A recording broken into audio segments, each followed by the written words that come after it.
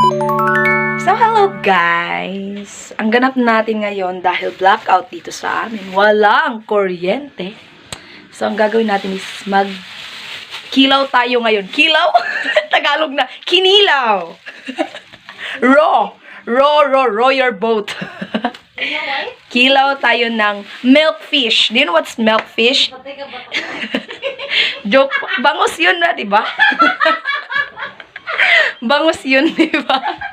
Okay. So, my own recipe, charlang na bangus. Kinilaw na bangus para sa nanonood dito na mga sisi ko dyan.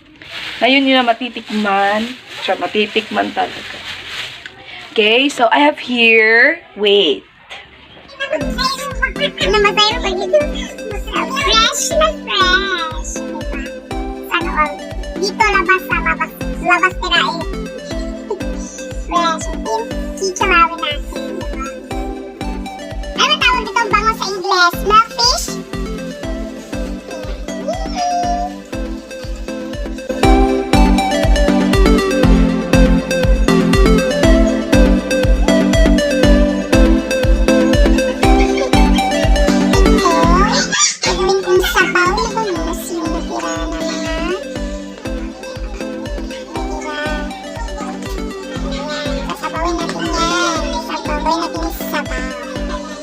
Yung kanyang mga buto-buto.